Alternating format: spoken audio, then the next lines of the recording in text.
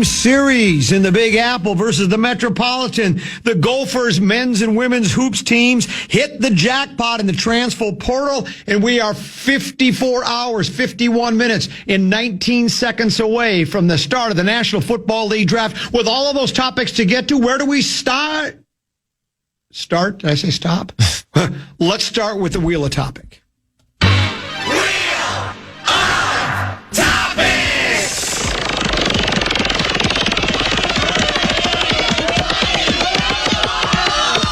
Commons Golf Game. Oh, best athletic performance in the last 24 hours. What did you shoot today? 75.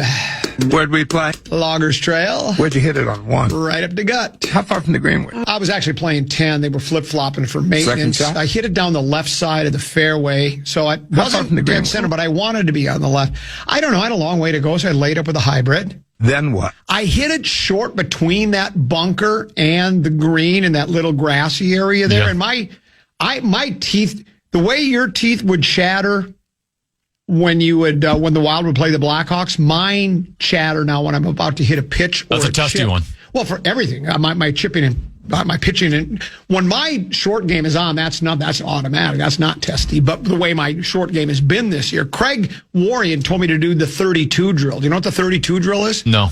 You like if you're struggling with your chipping, and you know what mine was? I'm doing the chicken wing. I keep wanting to pull up on it and help the ball. He said hit 4 chips with just your left hand. Okay, left arm and hand. Then hit them conventionally with both hands on the club. Then hit another 4 with your left hand. Another 4 with both hands. Another 4 with just your left arm. Another 4 with both arms. And do that 32 times. Huh. But I did hit a pretty decent chip, but I had that little above, you know, that 10th green at Loggers. I'm above the hole, little testy 3-footer downhill. Then what? Well, I make the putt. I chunk a pitch on 11, but I make a 6-footer for bogey. I can't get up and down from the bunker on 12. Get up and down from in front of the green on 13, the par 3, and 14, the par 4 with nice. And the chip on 14 was too far. I went 12, 13, 14 feet past, but I buried the putt. Today, I was putting better than 80% of the players on tour. Oh my gosh. I chunked a wedge again on 15 and made double. I'm 4 over through 10, 11, 12, 13, 14, 15, through 6 holes. I played the last 12 and 1 under. The club was my brush. The ball was my paint. The course is my canvas. My last 12 holes was better than the Wolves starting from the second quarter on. It just was. I mean, because you're by yourself. You know, if you're on a basketball team, you've got help. It's a team game. This was all me fighting the demons inside my head. And I did it.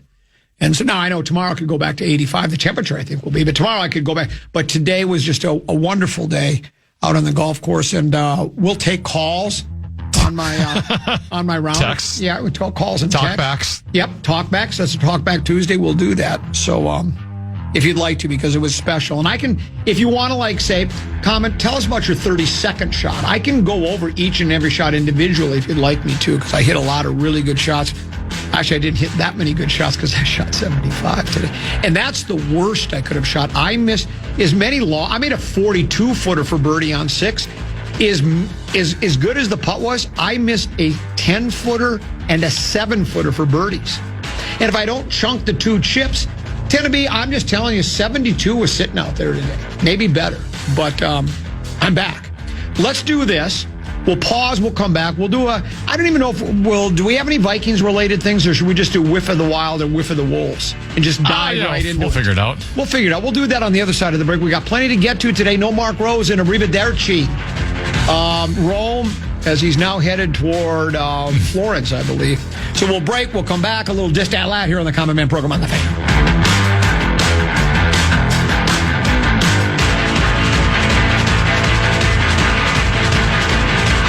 BigDeck.com. Want to give you a shot to win bonus bucks with our national cash contest. Enter the keyword family at KFAN.com now for a shot to win. The keyword is family. Enter now at KFAN.com. And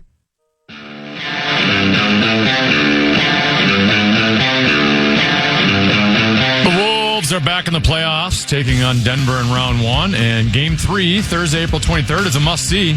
Get your tickets now at timberwolves.com/playoffs or enter to win a pair on the contest page at KFAN.com.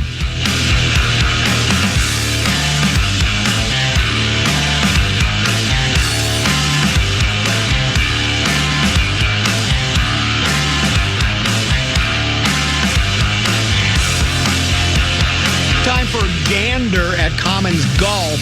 Gander Golf. Get it, Tennessee? You're taking a gander at it? Taking a little look at Commons Golf. I got it. Thanks. Brought to you by our friends at Affordable Electric.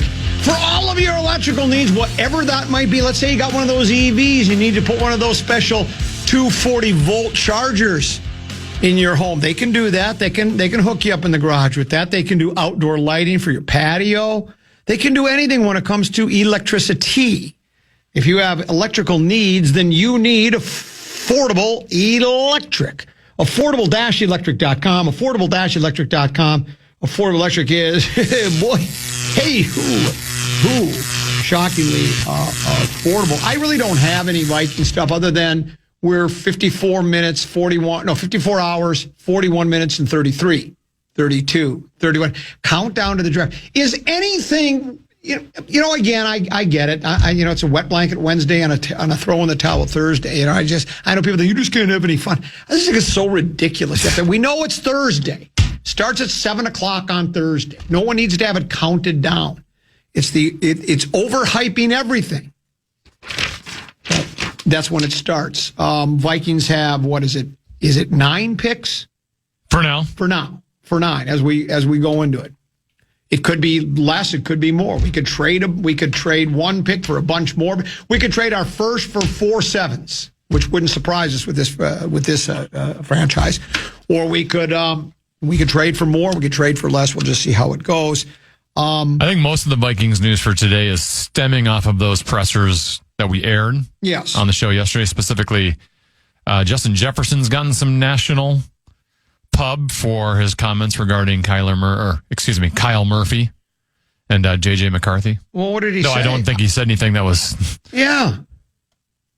I don't think he said anything that was... I don't think he said anything that was derogatory toward any player or tipped his hand. He just said he'll work with each guy. I think for me, if you're looking for Vikings news, this would be better. I got a response from Ben Leber. If you'll remember, Ben Leber was nominated for a preposterous statement yesterday morning, 7:54. Are you sitting down? He said he thinks that, what's Addison? Jordan Addison. Jordan Addison is a better wide receiver than Amon-Ra St. Brown. You've got to be kidding me. That's what he said. The fact that you struggled to come up with his first name says everything we need to know about the statement. That's exactly right. Hockey apparently agreed. No pushback from the guys on the power trip. Sauce doesn't push back. Hove doesn't push back. Tommy Olsen doesn't push back. Marnie does. I don't know who was on yesterday, but nobody pushed back, right? So then I sent a text to mention it on the air, the preposterous statement, and yesterday I sent to Leber, I sent a text that said, you didn't really say you thought Addison was a better receiver than Amon-Ra St. Brown, did you? I didn't think so, but that's what people are saying. That was at 2:45 p.m. yesterday afternoon. At 3:57, he sent back, I said it because it's true. Wow. Then I responded to that with, I'd like to hear your rationale. That might be the most preposterous statement I've ever heard, but I'm willing to listen. He got back to me at 9:47 this morning. He said, if J.A. was given a full season to be the number 1 guy, I think he could be as good as Amon-Ra. So now he says, I think. And he just said as good, not better. Right. So he's already lowering the bar. Yeah, so he's already rosening it a little bit. Well, I think he probably, because, sometimes I've done it myself. When you say something that's kind of out there, you get goosebumps from it. It kind of gets you excited. Like when I'll say, I putt better than 60% of the players in the PGA Tour. Then you go, whoa, did I just say that? Like when I said, give me 5 years and I could be on the Tour de France. Yes. Yeah. Or when you said, I could skate as good as most of the guys on the Wild, you said something to that effect. I always love that one. And when you say that, didn't you get goosebumps? Because you kind of go, oh, man, that was controversial. And you kind of like it. You know, you're looking for clickbait on a radio kind of side of it, right? You're just trying to, I'm not one that likes to talk about myself or attract attention to myself, but sometimes you'll do those things. So that's Leber's response, Tenneby. That's his response. You've got to be kidding me. He said, well, if he was given the chance to be the number one, a full season to be the number one guy, I think he could be as good as Amon-Ra, which isn't the same as I think he's better than Amon-Ra St. Brown. Those are two different things. So he couched it a little bit. For me, Ben Leber was one of the most highly respected Vikings opinions I would listen to on the station in the Twin Cities. That's now changed. Yeah. Well, I'm looking elsewhere now. It's hard to take that serious. Someone else on the Bradshaw and Bryant KFAN text line says, St. Brown only runs slant routes. He's overrated. Another guy that doesn't understand football. He never played. See, the thing is where I'm on equal footing with Leber is I played the game at a high level as well. Yeah. I didn't play in the National Football League. I wasn't big enough. That's not my fault that he was a big strap. He's about 6'2", 6'3", don't you think? Isn't he about 6'2" for sure? Oh, easily, yeah. I think he's taller than I am. 6'2", 6'3", 6'4". He's, I don't know what his playing weight was. Got to be 250, 260 probably, right? I mean, big strapping linebacker. I was a fierce pass rushing, Rock of Gibraltar run stopping, precise route running, defensive tackle, and a precise route running, sure-handed pass-catching tight end when I played. So I've played the game, and I understand it.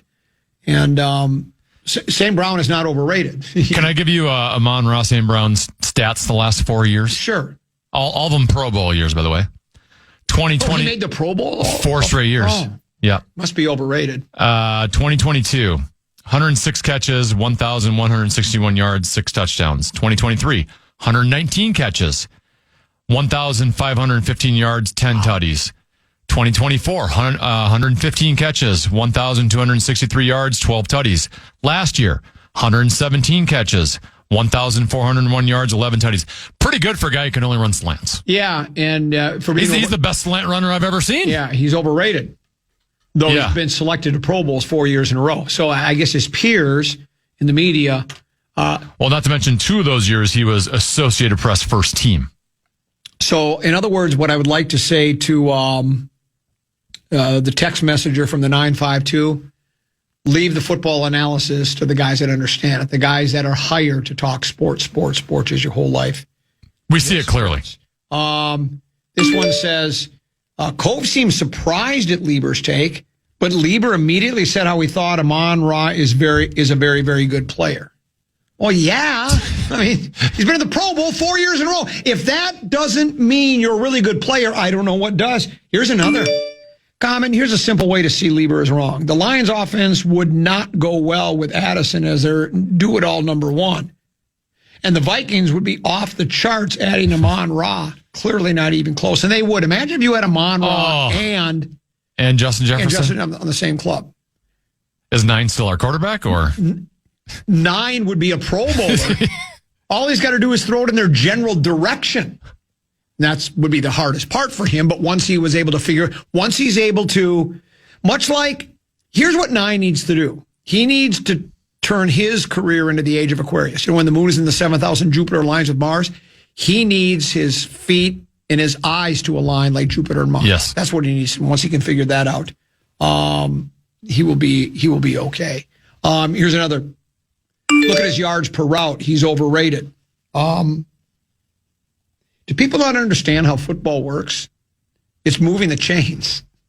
It's just see, there's another person that that's part of KOC's problem too. And if I ever had a chance to sit down with KOC, I could fix his offense because he wants to throw the ball. He likes those long he likes big chunk plays. He likes throwing the ball for 25 yards, for 30 yards, for 40-yard plays. That's what he wants. And it's like, you just want to move the chains. That's all he wanted, is keep the chains moving.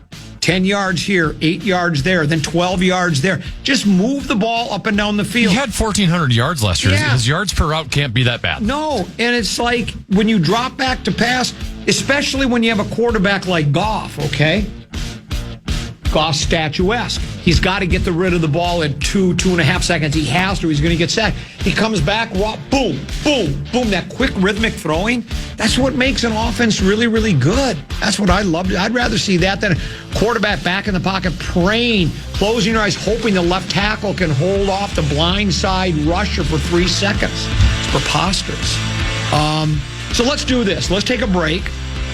We'll come back. That's Peek at the Purple, brought to you by our friends at Affordable Electric. For all of your electric needs, affordable-electric.com. They're shockingly affordable. We'll talk Wolves. We'll talk Wild. They did flip-flop the scripts from the night before. Oh, we do have Purple Prey. Oh, I'm sorry. Yeah, we got Purple Prey. I forget about Purple Prey. Purple Prey. And then we'll talk about Wild Wolves flipping the scripts from game one, just the opposite results in game two. We'll break. We'll come back with a little bit more here on the Goddamn program on the Fan.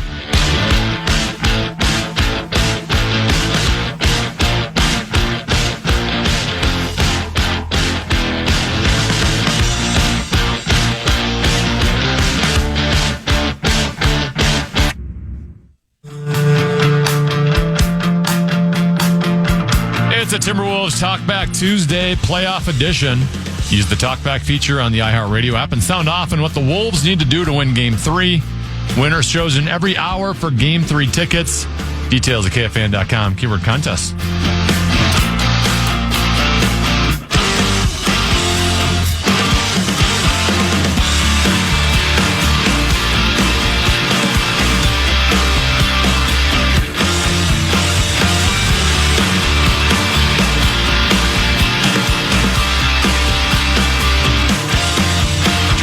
That'll help. A couple 13-14 past time common. He is Tenneby. A text message came into the Bradshaw and Brian KFAN text line. I've been bantering back and forth with some of the people on the text message. They're trying to reel me in and get me going about Amon-Ra St. Brown and Addison, and they know as well that I think some of them they're just trying to reel me in. They're saying let's get common going. Say no. Others, I think it's.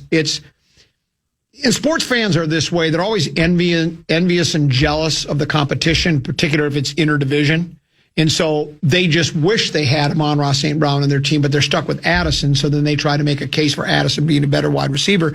But this guy was, he going back and forth. He goes, the gadfly bit works both ways, me boy. And I responded with, the difference is Common was named Gadfly of the Year. I won it for City Pages. I was the last Gadfly of the Year award winner. And I'm proud of it, really, to be quite honest with you. If I had the Genie's bottle, Genie's lamp, and I rubbed it, and the Genie popped up and said, Master, you have 3 wishes. My first wish would be to have 3 more wishes. And my next wish would be that the calendar would speed up 54 hours, 24 minutes, and 35 seconds, 34 seconds, 33 seconds, so that it would be the start of the National Football League draft for 2026, day 1, 7 o'clock Friday night. As we get prepared for it, it's time now for Purple Prey. Purple Prey, Purple Prey. It's time now for Purple Prey. Purple Prey, Purple Prey. An in-depth look at who the Vikings should target in the NFL draft. Purple Prey, Purple Prey. With the 12th pick in the 2011 NFL Draft, the Minnesota Vikings select Christian Ponder. I want to hear who Tanner thinks that we should draft today. I invited Nordo when he was just leaving the production studio, and I waved him in so we could hear his handiwork. We have a lot of great opens and closes for our bits. That's my favorite of all time. We should have him do it live sometime. We should have him do it live. A live performance. Maybe he's hanging around Maybe tomorrow. on Thursday for the draft day. Yes, I like that. A draft day performance, Let's go ahead and do that. What do we have for Purple Prey today? Let's move on to the tight end position because, as I mentioned yesterday, for 2026, tight end not necessarily a need for the Minnesota Vikings. I think TJ Hawkinson, from all reports, going to be healthy. He's going to be on the team.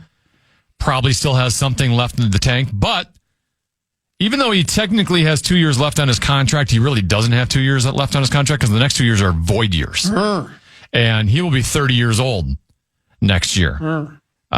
Which, especially at the tight end position, they get beat up a little bit. So this could be TJ Hawkinson's last season wearing a Vikings jersey, which would mean long-term tight end is a need, and this is a good tight end draft. Obviously, Kenyon Sadiq out of Oregon, if he were to drop to 18, I would be very interested. I'm not sure he will drop to 18, but he might be in the mix.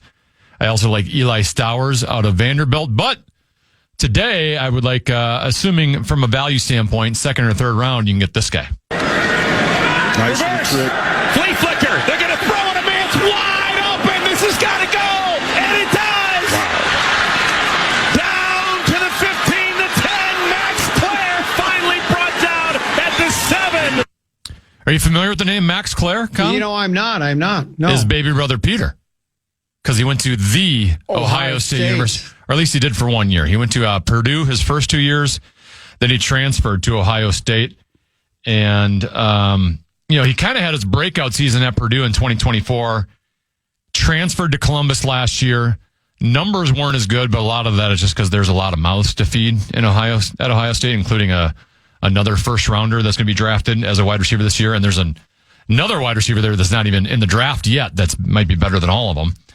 But Max Clare comes from a very athletic family. He does. Yes, his father played at Boston College.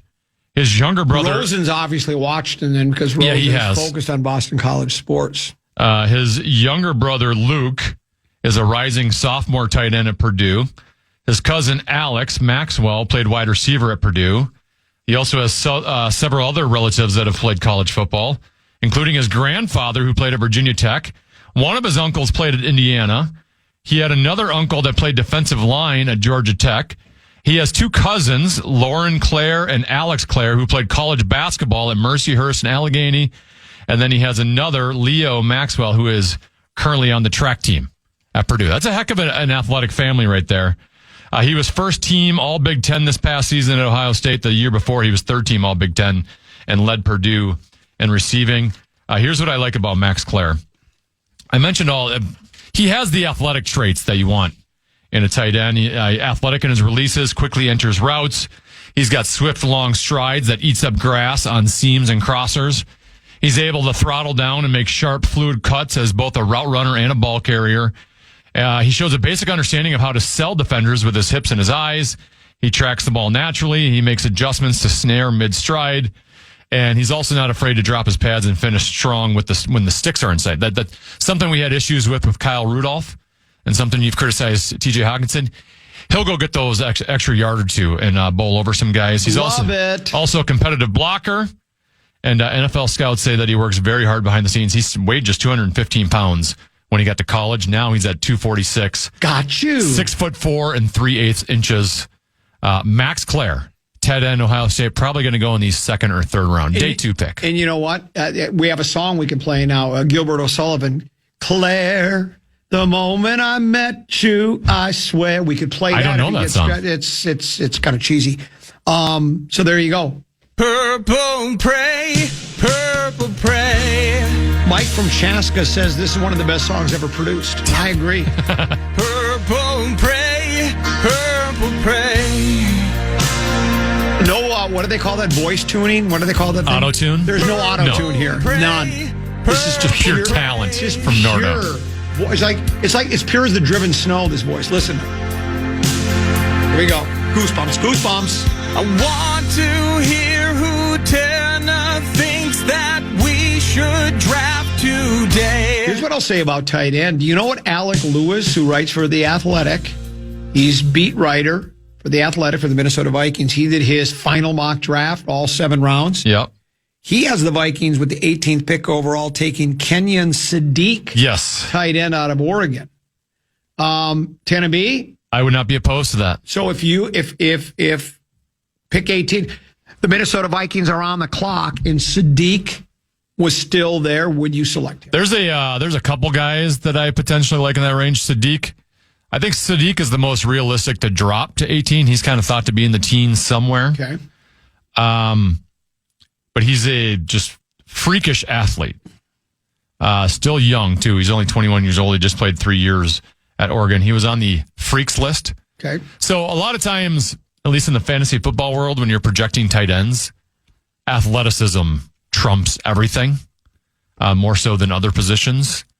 And he's definitely has some high-end athletic traits. I'm not saying that what you just said isn't true, but don't you think you should leave the tight end analysis to a guy that was a precise route running, sure-handed pass-catching tight end like myself? Well, I wouldn't leave it to Ben Leber. I know that. Even though he covered a bunch of tight ends. Now, that was back when I was in 4th, 5th, and 6th grade. Trust me, but still, I was a precise route running, sure-handed pass-catching tight end. The thing with Sadiq is he got 13 passes of 20-plus yards last year. Okay. Teammates say that he is the toughest player to cover in practice. People are making a big deal. I see Alec Lewis wrote about it. I saw what you said was with Kyler Murray in the Vikings QB room, J.J. McCarthy, according to Justin, has to step it up. But that goes without saying. That's not that controversial. The coach has said that. Everybody has said it. Anybody that's watched, a JJ would say it. It's not that, to me, that's not any kind of groundbreaking, whoa. I don't even think it's necessarily a shot at 9 by JJ. He's just stating what he can't say. Oh, he's fine. He was fine last year. You people don't understand what it's about.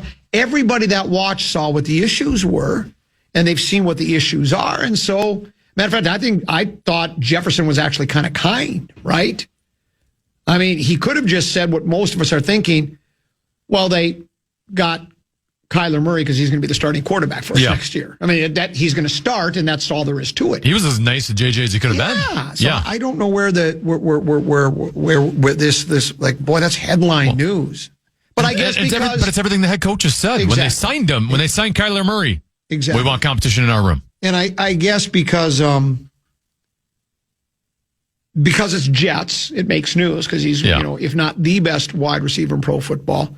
He's one of the best. I mean, it's probably for me as Jamar Chase, then Amon-Ra St. Brown, and then Puka Nacua, and then Justin Jefferson. But there you go. I would have Jordan Addison ahead of Amon-Ra in that top 5. Here's what's even. Forget about Dallas changing their strategy and playing a bit grittier game, little physical game, kind of trying to bait the Wild into some physicality that maybe they didn't want to. Forget about Ottinger's great goaltending because he was really good. Forget about Faber almost offensively single-handedly keeping the Wild in the game. Forget about the Wolves being down by 19, where I actually thought, well, this is what they've been doing all year, and they'll do what they'll disrespect the game again, and they'll just say, well, it's over for us. We'll lose this game, and we'll just bow out gracefully with a 4-0 sweep. They turn things around. What's more impressive than all of that, Tenneby, was I stayed up through both games. Ask Deuce. When the opening face-off, 2 minutes later, I'm already dozing off. Deuce is going, Dad, wake up.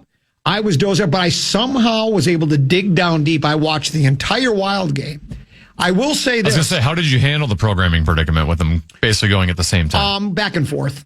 Because the Wild game was, I like playoff hockey. I don't dislike hockey. It's just not my favorite sport. And again, as you see, when the playoffs come, that is the one thing I still, and I know that you can't treat every regular season game like a playoff game, but especially in the NBA, you see how the players disrespect the game and the fans and the television audience. They don't, because it even said in today's Fish Wrap Factory, I saved a quote, not a quote, but it was a statement by a beat writer, where it said, the Wolves weren't perfect, but they displayed a toughness and mental fortitude that they hadn't shown much of through a regular season in which they mostly coasted.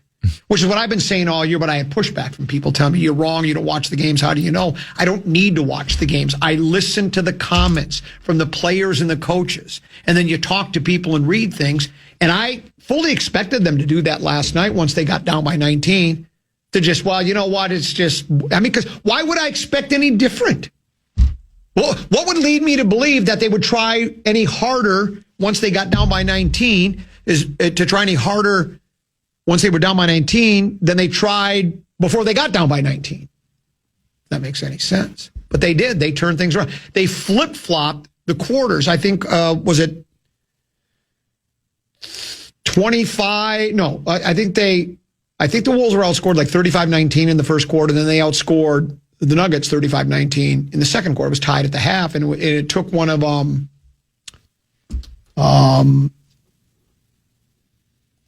Denver guy, bushy-haired guy, Murray. Is that his name? The other guy named Murray on their team for Denver? Why is the point guard's name escaping me? I don't know. I thought Murray is his name, last name, isn't it? I think so.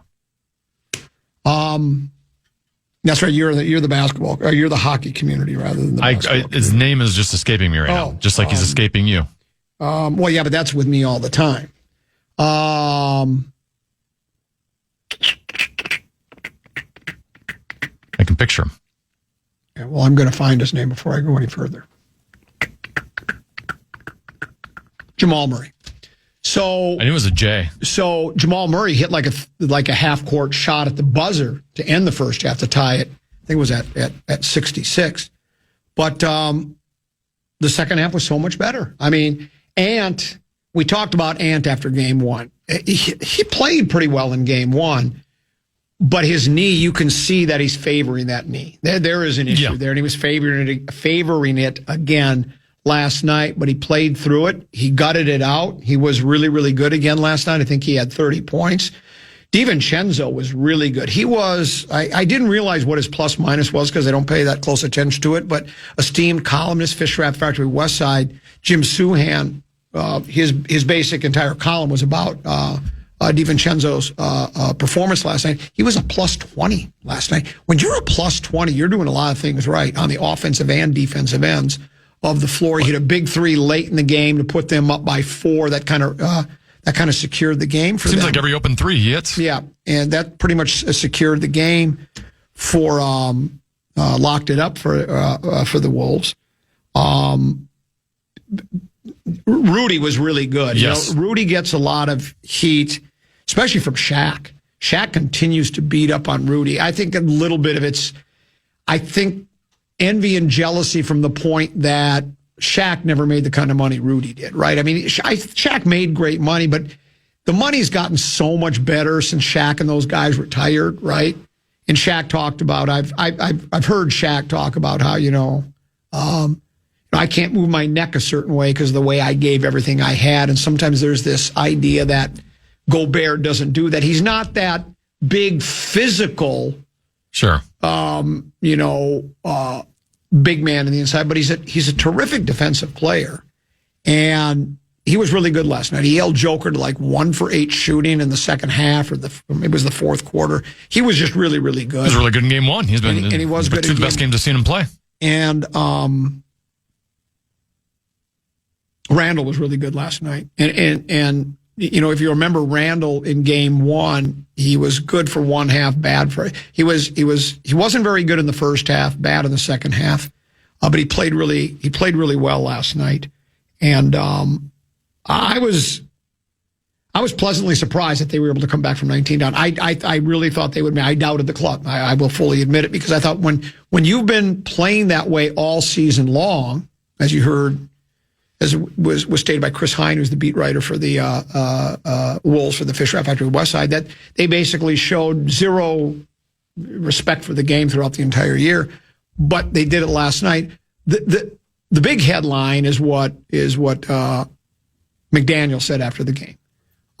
He basically said they're a terrible defensive team. He named each guy in the team. Joker can't play defense. The soundbite is somewhere in there. I don't think we need to hear it. I heard it on PA show a couple of times. It's making the rounds. It's kind of the lead story out of the NBA last night, because it's basically trash talk, right? It's bulletin board material by saying Joker can't play, Hardaway can't play defense, Murray can't play. He named pretty much every guy on the team and said they can't play defense, just go right at him, which is what the Wolves did last night. A lot of credit goes to Ant from the head coach. Finch says his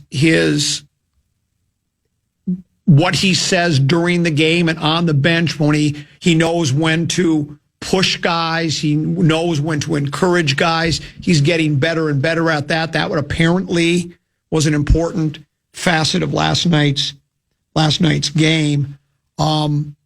I'm not a big believer in bulletin board, but though I think players do take that seriously. I don't mind McDaniels saying that publicly in a postgame. It's kind of funny, I think. The one danger is that the other players on the other team go, oh, you don't think we can play defense? Yeah. We'll show you now. Now, if they're not any good at defense, it's not going to matter. Has it been because they haven't applied themselves? I think a lot of players, even in the playoffs, don't really, still think defense, particularly in basketball, is mostly effort. It's not so much, some of it's, if you're, the more athletic you are, the easier it is to play defense, right? So there is a difference there, but I still think it's mostly effort.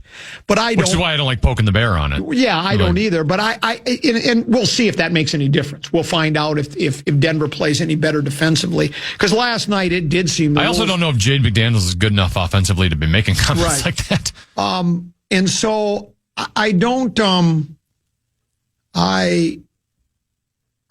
Again, I don't mind him saying it, because you're right. There can be bulletin board material there, but we'll see if that makes any kind of a difference. As a matter of fact, now the Wild in their loss, they had bulletin board material. There was a quote from, I don't recall who it was, but basically said Foligno, I think. Yeah, he goes, they want to play a 5-on-4 game because they can't play with us on 5-on-5. Well, now that's bulletin board material. If you're saying, well, the other team can't play, they can't hang with us on 5, and it may even be true. That's the thing. Denver, it might be true. Maybe they are terrible at defense. Maybe none of those. Maybe none of the core players for that team or anybody on that roster is good defensively. And maybe 5-on-5, game in, game out, period in, period out. Maybe the Wild is a better team, but there is again that chance of, oh, you don't think we can play with you 5-on-5, huh?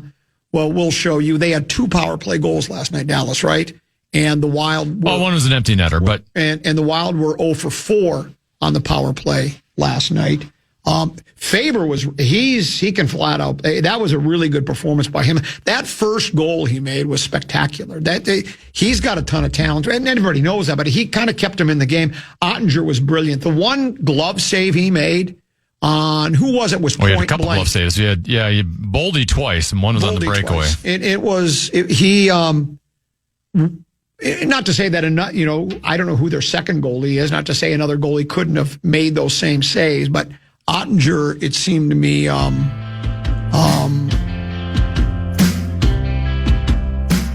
was big, and he came up big last night. He was the difference in the game, I thought. And then there was the physical play, right? We had, how is Trenton? Is it Trenton? Is that his name? Does he won that? We don't have he didn't come back in the rest of the game. I would assume he might have what Zuccarello had, which is. Yeah. It sounds like Zuccarello had a concussion, which is why he didn't play last night. And so, generally speaking, how long do those concussions keep guys You never out, know with concussions. Yeah, you never know, so we'll have to see. But you were talking about Rudy Gobert? Yeah. Who's taller, you or him? Really? I mean, he's pretty tall. So do you think you're taller than him? I might be now. Is that what you're telling me? Is that the word from the corner? I was just asked, who's taller, you or Rudy? That's the question that was asked. It's awful nice to know. We'll take a break. We will come back with 534 after our break just before the top of the hour on the Common Man program on the Fan.